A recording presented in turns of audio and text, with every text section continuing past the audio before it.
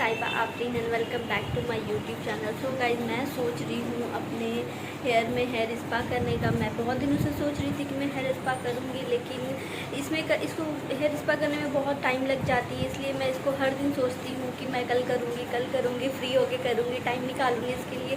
तो ऐसे ही करते करते पता नहीं कितने दिन पार हो जाते, दिन क्या महीने पार हो जाते। 2-3 महीने से मैं सोच रही हूँ।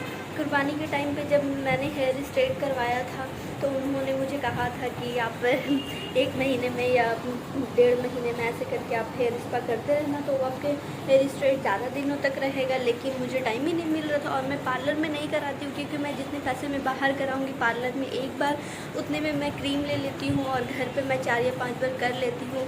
तो घर में करने से घर भी बहुत गंदा होता है और उसके लिए टाइम भी लग जाता है। तो इसलिए घर में मैं थोड़ा सा मुश्किल होता है करना। पार्लर में भी करा सकते हैं, लेकिन मेरे पास क्रीम है घर पे, तो मैं सोच रही हूँ क्यों ना आज कर ही लूँ।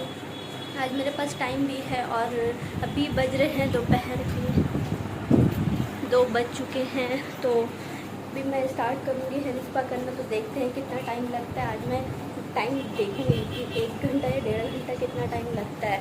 तो चलिए स्टार्ट करते हैं। पहले मैं क्रीम ले लूँ। मैं लॉरियल का हेयर स्पा करने वाली हूँ। ये तो मैं लेके आती हूँ एक बाउल। मेरा ये साइड टेबल है, इसको मैं ले जाऊंगी वहाँ पे और इस पे बैठ के मैं आराम से करूँगी, क्योंकि खड़े खड़े मैं कितनी देर तक करूँगी, मेरे पैर दर्द हो जाएगा। और इसी के साथ चले फिर मेरे साथ स्टार्ट करते हैं हेयर स्पा। शैम्पू कर लिया था, अपने बाल को वॉश कर लिया था, लेकिन ये ड्राई हो चुकी है। तो स्पा की क्रीम लगाने के लिए मुझे इसको फिर से गीला करना पड़ेगा। तो मैं मिलती हूँ आप लोगों से। अपने हेयर को एक बार और थोड़ा सा इसको भिगा दूँ, गीला कर दूँ। और जहाँ मैंने पार्लर में कराया था तो उन लोगों ने मुझे कहा था कि अगर आप कभी भी स्पा करो तो क्रीम को एक कांच के प्याली में या फिर प्लास्टिक के प्याली में ही घोलना, और कोई चीज़ जैसे स्टील वगैरह यूज़ नहीं कर सकते। तो इसके लिए मैंने ये वाली प्याली लेकर आ गई हूँ। सबसे पहले मैं अपने इस साइड टेबल को बहुत ही मेहनत के साथ इसको इस साइड लेके आऊँ, क्योंकि ये बहुत भारी है। मुझसे ये हिल ही नहीं रही थी अपनी जगह से, फिर भी मैंने मेहनत करके इसको इसके जगह पे लेके आई और यहाँ बैठ गई। तो सबसे पहले मैंने अपने हेयर को वॉश किया, बस ऐसे पानी से इसको वॉश किया है, क्योंकि मैंने शैम्पू किया था उसके बाद मेरी हेयर ड्राई हो चुकी थी। तो क्रीम लगाने के लिए मुझे अपने हेयर को धोना ही था, तो मैंने पूरे बालों को अच्छे से धो लिया। मैंने स्प्रे करके ट्राई किया था, पर वो अच्छे से गीली नहीं हो पा रही थी, तो मैंने जाके इसको पूरा बाल ही धो लिया। और उसके बाद मैं थोड़ा थोड़ा स्प्रे करके ना अपने बालों को कंघी करके सीधा कर रही थी। मेरी स्कल्प ना बहुत ज़्यादा सेंसिटिव है, इसलिए मैं जब भी बाल कंघी करती हूँ तो मैं थोड़ा सा गीला कर लेती हूँ, स्प्रे करते हुए कंघी करती हूँ, ताकि मेरे बाल ना टूटे। क्योंकि जब मैंने स्ट्रेट कराया था तब भी मेरे बाल बहुत ज़्यादा गिरे थे, इसलिए इस वजह से मुझे कभी कभी बहुत टेंशन होती है कि मेरे बाल तो ऑलरेडी पतले हैं तो और ना हो जाए। तो सबसे पहले यहाँ लूँगी मैं लॉरियल का क्रीम और उसके साथ उसका सॉल्यूशन। तो यहाँ दोनों ही लॉरियल का है, क्रीम भी और सॉल्यूशन भी, पर वह अलग डब्बा में है, क्योंकि इसकी कहानी कुछ और है, वो मैं बाद में बताऊंगी। मैं ये इसलिए बता रही हूँ क्योंकि आप लोगों को शायद ऐसा ना लगे कि मैं क्रीम कुछ और ले रही हूँ, सॉल्यूशन कुछ और ले रही हूँ। नहीं, ऐसा नहीं है, मैंने दोनों सेम ही लिया है। बस वो क्रीम को मैंने दूसरे डब्बे में डाल के रखा हुआ था, और यहाँ जो मैंने सॉल्यूशन लिया है वो फिर ड्राई एंड सेंसिटिव स्कल्प के लिए, क्योंकि मेरा तो वैसे भी स्कल्प बहुत सेंसिटिव है, तो ये मैंने लिया है। तो 2 चम्मच मैंने क्रीम लिया है और उसमें मैं एक पूरी बॉटल सॉल्यूशन डालूंगी, और ये थोड़ी सी बची हुई थी उसको भी मैंने डाल दिया है। और इसके साथ ही मैं 2 इसमें विटामिन ई की कैप्सूल भी लूँगी।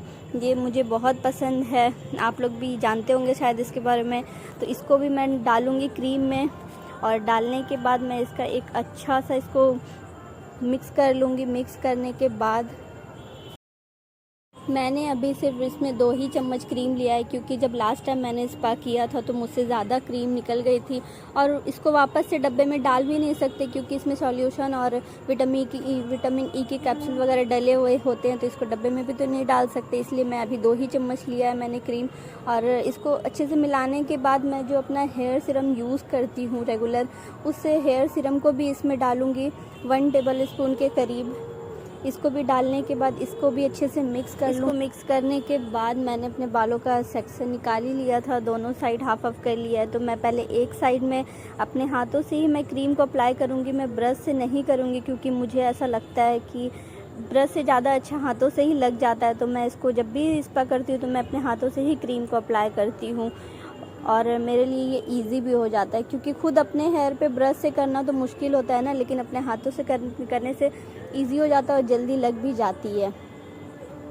तो मैं क्रीम लगाने में कोई कंजूसी नहीं करूँगी, क्योंकि मैं इतने दिनों के बाद स्पा कर रही हूँ। और दूसरी चीज़ ये भी है कि मेरी बाल थोड़ी सी रफ़ हो भी चुकी है, तो मुझे अच्छे से क्रीम लगाना होगा तभी स्पा का रिज़ल्ट मिलेगा, वरना फिर कोई फ़ायदा नहीं है मेरा स्पा करने का।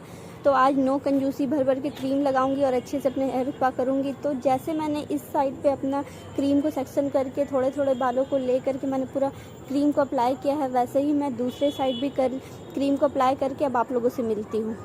तो यहाँ पे मैंने दोनों सेक्शन के बालों में क्रीम को पूरे अच्छे से मैंने लगाया है, पूरे नीचे तक। मेरे हेयर की लेंथ थोड़ी ज़्यादा है, इसलिए मुझे क्रीम भी ज़्यादा लग जाती है। मैंने 2 स्पून लिया था पहले, फिर मैंने बाद में और 2 स्पून लिया, क्योंकि उतने में नहीं हो पाया था, इसलिए। तो सारे बाल में मैंने अच्छे से क्रीम को अप्लाई किया, और उसके बाद मैं अब इसको थोड़ी देर तक अपने हल्के हाथों से ऐसे मसाज करूँगी 15 से 20 मिनट तक। उसके बाद मैं स्टीम लूँगी। तो स्टीम मैं कैसे लूँगी उसका जुगाड़ मैं आप लोगों को दिखाती हूँ। तो ये रही मेरी स्टीम मशीन जो ख़राब हो चुकी है। इसको मैंने अपने फेस स्टीम के लिए लिया था, जब मैंने लिया था तो ये बहुत अच्छी थी, लेकिन अभी ये ख़राब हो चुकी है, ये गल चुका है इसका स्क्रू वगैरह सब, और इसकी वायर भी ख़राब हो चुकी थी। तो मैंने उसको चेंज किया था, लेकिन फिर भी ये नहीं चल रही, तो आज इसका यूज़ मैं नहीं कर पाऊँगी। तो मैंने सोचा है अपना जुगाड़ लगा करके ही आज स्टीम ले लूँगी मैं। तो ये रहा मेरा छोटा वाला टॉवल, जिसको मैंने अच्छे से गीला कर दिया है, और इसको मैं ओवन में डाल के गरम कर लूँगी और इससे मैं स्टीम लूँगी। ये मैं आज फ़र्स्ट टाइम ट्राई कर रही हूँ, देखती हूँ क्या रिज़ल्ट आता है इसका। तो बस इसको 2 मिनट के लिए गरम कर लेते हैं और उसके बाद देखते हैं क्या रिज़ल्ट आता है इसका।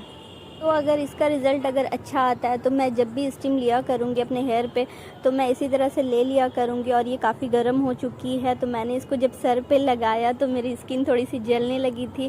फिर इसी तरह मैंने 3-4 बार ये प्रोसेस किया, उसके बाद मेरी हेयर स्टीम कंप्लीट हो चुकी है। बस इसके बाद मैं अपने हल्के हाथों से अपने बालों को 4-5 मिनट के लिए मसाज दूँगी, और मसाज देने के बाद 5 मिनट के लिए रेस्ट लेने के बाद मैं अपने हेयर वॉश करूँगी।